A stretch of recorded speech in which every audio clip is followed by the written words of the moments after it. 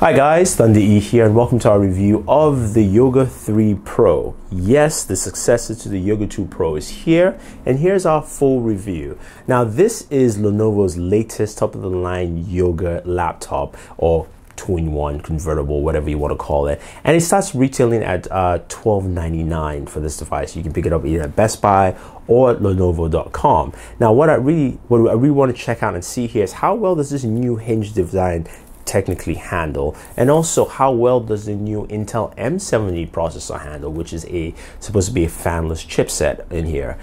So we'll see how that functions and handles, and we'll get back to you. So let's go ahead and jump into the review.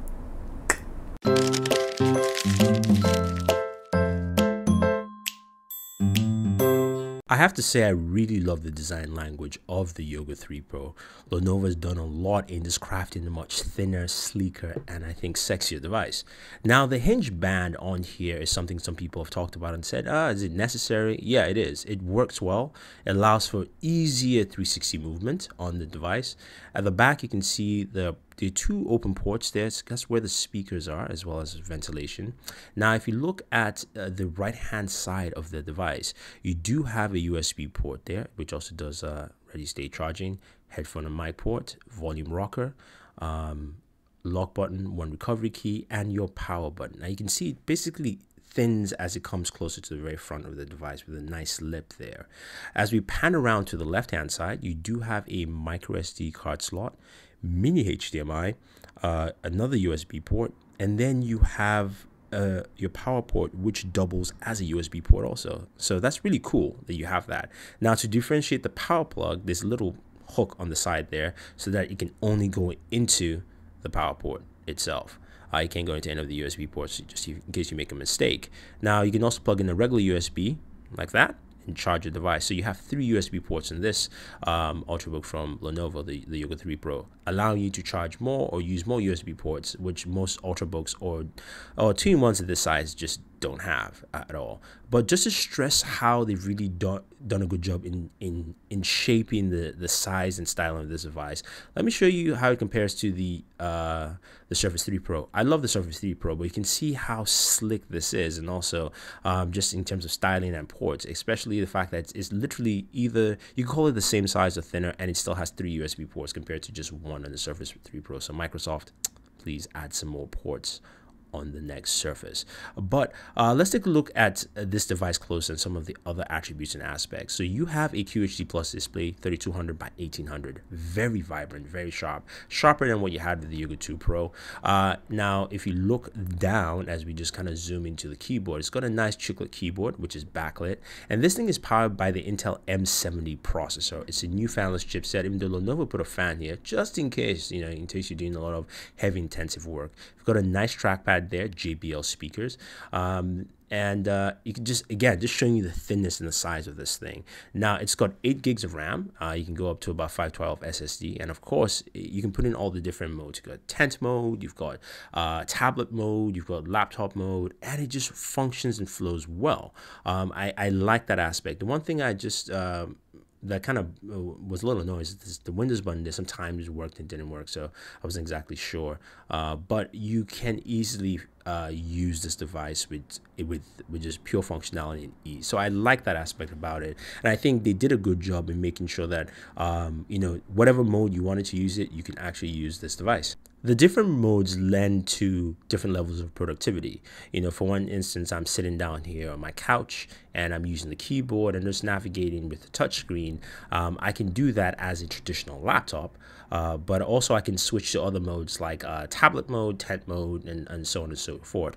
But I can also switch it to mode so I can actually watch video, and I want you to listen to the speakers, see how well the speakers sound.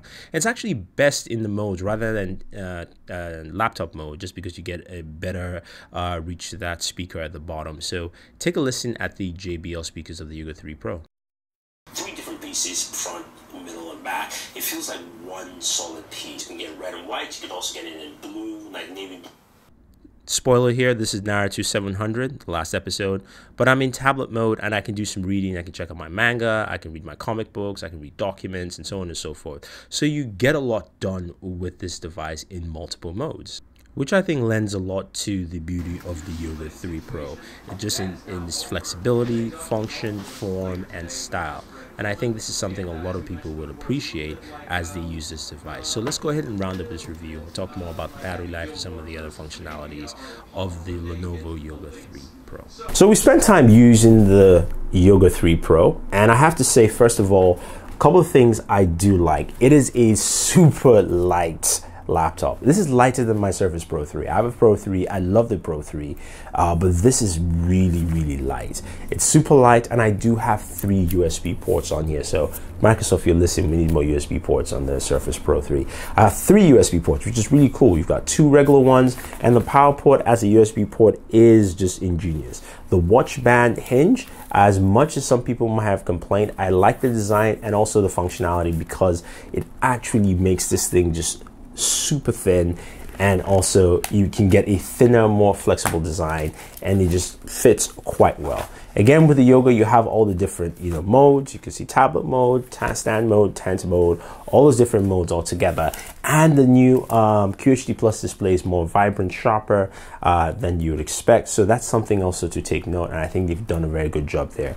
I love the new materials around the keyboard. Makes for much more comfortable fit and feel, and I think the performance is solid, and that's why I have some gripes with this device, in the sense that the new M70 processor does a decent job. I would say a good job, not a decent job, a good job in performance. But the problem is that the performance can be varied. So you do have power settings there for either balance power, power save, and high performance. At high performance, if I switch to high performance, I can render videos in really quick and short amount of time, and it does a lot of high performance work really well. But your battery trade-off is really high there, so I didn't get close to that 7 hours. I got maybe close to about 4 hours on high performance. On balance power, I actually got close to 7 hours, about 6 hours and 50 minutes in balance power, and I got some really good performance off the device. At low power or power save mode, it literally didn't handle too well. It looks like a lot of the cores either shut off, and so I wasn't getting the kind of performance I wanted, and that's something I just suggest not to use. So that's the kind of thing that I would mention with the processor that I'm not the biggest fan of. With the Haswell chipsets on, especially just looking at, say, the previous Yoga, the performance was just really solid across the board. So you're going to notice that, and I suggest pull on balance power, you'll be fine, and you get about 7 hours of battery life. And that's the bummer, because I was expecting closer to 9 hours or something like that. But since you're not getting that, that's just a really bummer with this device. But at its price range and what you're getting for a very super thin, super light, this is one of the lightest laptops on the market that features a plethora of ports,